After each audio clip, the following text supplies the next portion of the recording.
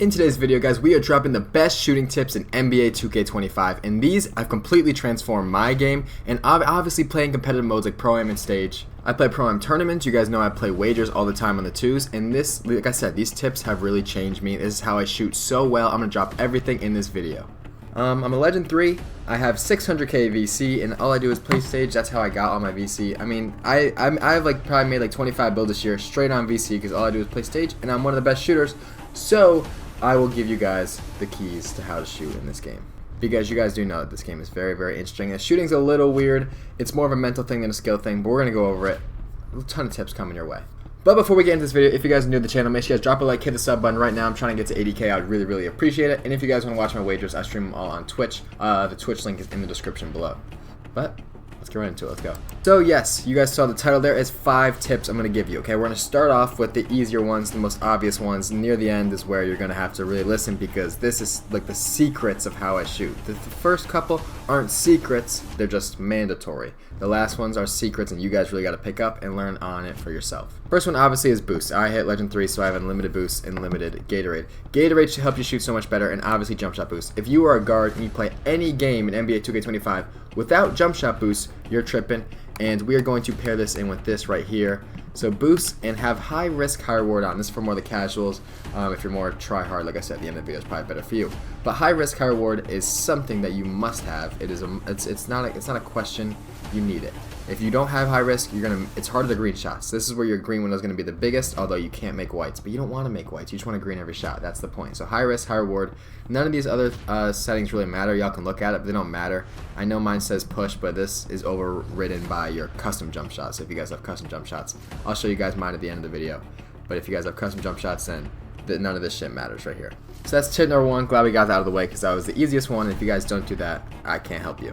The second one, which is basically another simpler one, but this has to do with your build, okay? So if you look at my build, if you look at my fucking build, 99 midi, 99 3.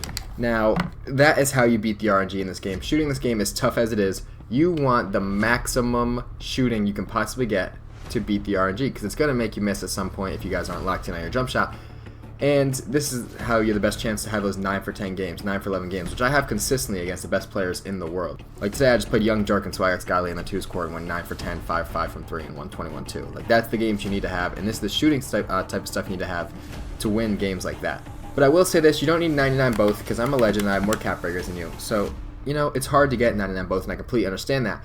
But one thing you need, and this will lead me on to my next topic, you need a 99 midi or 3. You don't need both, but you need one or the other. And what that gives you is when you go to the badges, you can look, all legend badges. Badges are a huge part of what shooting is, especially Deadeye, because a lot of more shots are open than you think. Wide open, obviously Deadeye has nothing to do with it. But it's really easy to get open this game. You just got to be somewhat near them. So Deadeye Legend's really important. Limitless not as important, but Mini Marksman, Set Shot, Shifty, all very, very important badges to have on Legend. So 99 midi or 99 3 will do, but you have to have 99 in one of the categories. And like I said, badge your fucking player out, bro. Badge your fucking player out. That is tip number 2. Ratings and badges. That was quick. I have to make them quick because they're easier ones. Now the third one is probably one of the more important ones, if not the most important. It is hotspots. If you go to your View 2K card and your when you go to the phone, you hit View 2K card, you hit RT a bunch of times, you can see your hotspots. Look at my shot chart. I have a hotspot everywhere on the court, and lethals in the top 3, 3-point spots or whatever you want to call them. But you need hotspots to shoot consistently in this game. And if you go to my shot chart, you can see where I have my hotspots. I shoot above like 70 basically everywhere. You have to shoot consistently to get these hotspots, but then once you get them, your life will be changed. I recently made a stretch big, okay? And I didn't have any hotspots to make it. I have a 79 3-pointer, and I couldn't hit a fucking shot. And then I got lethal hotspots in the corners, and now I don't miss. I'm telling you, the hotspots is the difference between you going 4 for 4 or 2 for 4. And if you guys don't know how to get lethals, I'm just going to go over it really quick. If you guys are newer to the game, that's pretty simple. Hotspots, all you have to do for the red color, all you have to do is make over 50% of your threes and 65% of your mid-rangers to get a hotspot there. But if you guys want lethals, all you have to do, I can't walk in because I've already done it, but all you have to do is walk in this fucking gym right here. It's on this part of the map right here. All you have to do is walk in this gym, play Chris Matthews, put it on rookie difficulty. Don't forget to put it on rookie difficulty. and just play them in 3 separate spots, and you gotta outshoot them each time. Or you can tie them, but you'll get lethals, which will make your spots purple, which basically means you're not gonna miss. Hotspots are game changing in NBA 2K25, and it's kind of been like that for a long time. So if you guys haven't picked up on it by now, you know, it's time. It's time to get some hotspots on your build, at least in the spots where you want to shoot from. So if you're a spot up, at least get them in the corners. That's like the minimum you can do. Tip number 4, which is probably the most important, you know, tip I'm gonna give you. It's understanding the game, okay? Now, if you go to the 2's court, most people that play meta, you have to understand, are shooting off legend dimer. I only play with centers that have at least Hall of Fame dimer, let alone legend, but most centers have a 92 pass sec and they +1 dimer to get it on legend. If you're shooting off legend dimer in your hotspots with your badges, you're not going to miss.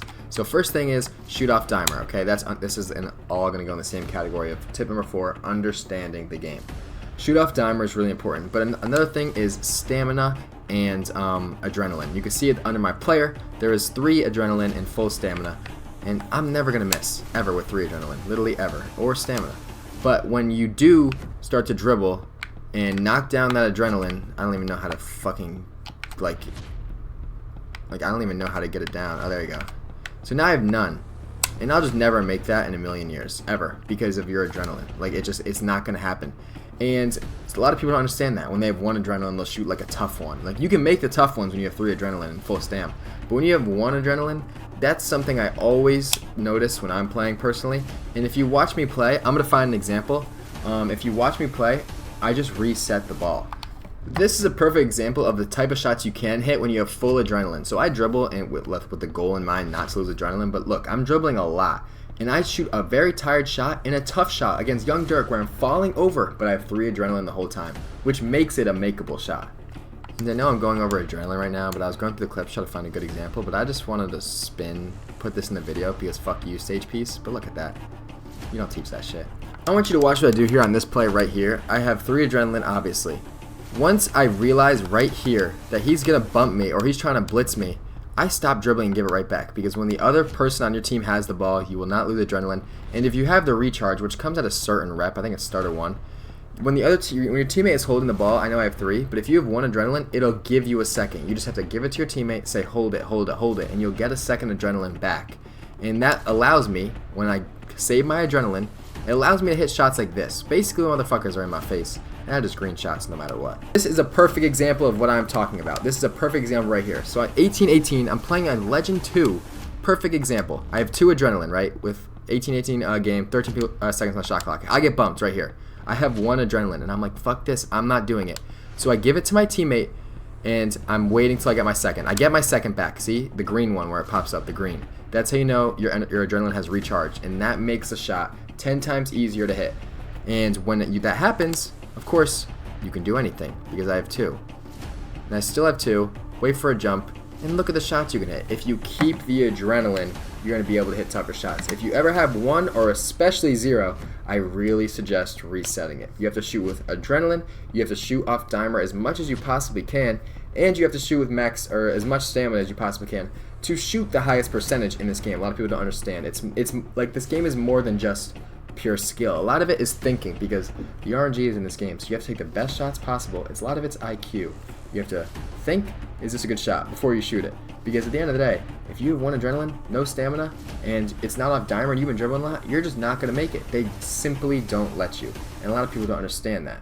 That is my 4th tip in this video, and now I'm going to give you guys the final tip, which has to do with my release cue, okay? Because a lot of people always ask, Chad, what's your jumper? Sure, I'll give you my jump shot. And it's less about the jump shot than the release cue itself. This is my jump shot. I use Patty Mills, Oscar, and obviously 4-4 speed, very quick. So you guys can see Patty Mills, Oscar.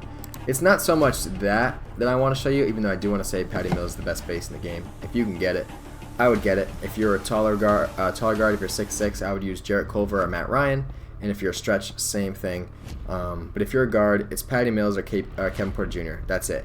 But that's not really what I want to get into, but I just had to preface that because I know a lot of y'all are curious about jump shots. But release cue. Okay, so I personally use 6 ticks above release. So I go 1, 2, 3, 4, 5, 6. And you can see it's full release. So I go back left. 1, 2, 3, 4, 5, 6. That, it's not going to be the same for you. It might be, you know, you might love it. You might not. But at the end of the day, This, to me, 6 ticks behind release or to left release, it looks like when I'm releasing the ball. So when I use full release, it just seems a little later than when it actually releases it, to me personally.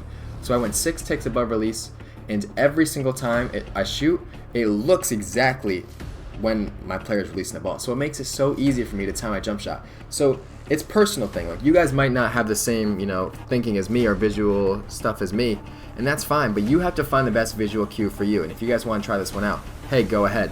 But one thing I would suggest, test different visual cues, because visual cues is a lot more important than you guys think. But I will lean to release. If you guys don't know what to use, you guys know what to use: jump, set point, or push. A lot of people like push. I lean towards release, and if you guys want to try use full release, you can. You have to hold it for a while. That's why I went 6 ticks above. But I lean towards release because it gives you the most time to adjust to the animation. A lot of this game is adjusting to the animation because they're not the same. If you're tired and you have not a lot of energy, I'm trying to lose my energy, but I can't because I don't know why. If you're tired and you have 1 adrenaline, like I'm about to have right now, the jump shot is slower. See, and I had 1 adrenaline and I missed. The jump shot is slower, but when you have full, the jump shot is faster, and you have to adjust to whatever the animation gives you. Let's say you take a front fade to the right, okay? That's one animation. Let's say you take a fucking back fade to the left. It's a different animation. And you have to adjust to every single different animation they give you. And release visual cue gives you your best chance because it's the latest. If you're on jump and you shoot and you don't know what animation you're gonna get and you don't know how tired you are, or obviously you can tell, but it's hard to adjust when you shoot these shots and you have a faster visual cue because you have to do it quicker, you know what I'm saying? So if you get it more towards release, that is how you can really adjust to whatever animation you get, no matter what the coverage is, no matter how tired you are, any of that, adrenaline, stuff like that, no matter the animation. So release is the best visual cue in my opinion, and I think you guys should test it out. I know I don't use full release. You guys can find one that's best for you. This is just best for me personally. You guys can try it out if you want, of course. But yeah, release I think is the best visual cue, and if you're gonna not do full release, that's fine, because I don't, but I would try to get as close to release as possible, because that's how you're gonna adjust to whatever the game wants to give you on any given jump shot. So that is it for the video, guys. Just to recap, I'm gonna go through everything that I just went through really quickly. One, buy boost, okay? Jump shots are a must. If you can get Gatorade, get Gatorade. If it's too expensive for you, that's fine, I understand. Leave the Gatorade alone. But buy jump shot boost for every game, because especially if you're a point guard and you don't have boost, you're tripping out. It makes you shoot so much better. Second is badges and rating. You want at least a 99 midi or 3 to get those legend badges, which help you so much. And your rating, obviously, the higher the rating, higher chance you have to make it. Some people say you don't need a 99.3, you only need a 99 midi. I shoot 10 times better with 99.3. So I lean heavily towards rating. The highest rating you can get and the highest badge you can get is going to make you 10 times better. Third thing is hotspots. Just a reminder. These are my hotspots. This is the only way I'll play a wager with a build, is if I have every single hotspot. It's a must. It's not a want, it's a need. So I'm going to do it to the best of my ability to get every single hotspot on the court. And I honestly wish I had the close shots, the ones right near the rim. I wish I had those, but I don't. But those are really good too, because it makes you shoot so much better. I don't think you guys understand how important hot zones are.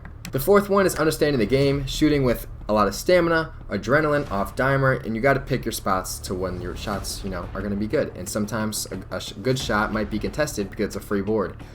If it's not a free board and you shoot a contested shot, then it's a bad shot. So you know what I'm saying? It's just understanding what you're shooting, but the most important thing is keep your adrenaline. If you get lower adrenaline, reset it to the center. Try to shoot off dimer. You can catch the ball, take 2 to 3 dribbles, shoot, it's still off dimer. So it doesn't just have to be catch and shoots. Just try to get them quick off the passes, because that's the best way to hit shots in this game. And number 5 is the visual cue. I showed you guys my jump shot. Y'all can do what you want with it, whether you want to use it or not. But the visual cue is better on release because you can adjust. It's just slower. You don't have to release it as fast, and you can, whatever the animation you get, you can time it, because you have the most time that you can potentially have to read and react to whatever the animation gives you, if that makes sense. But I hope this video helped you guys out. I really appreciate you guys watching the whole thing. If you guys are here, type hi chat. I really appreciate it. That will tell me who watched the whole video and who didn't. I hope it helped you guys out. If you guys are new to the channel, make sure you guys drop a like, hit the sub button. I'm trying to hit 80K as fast as possible. I appreciate y'all. I hope it helped you guys. Everyone have a great rest of your day, and I'm out. Peace.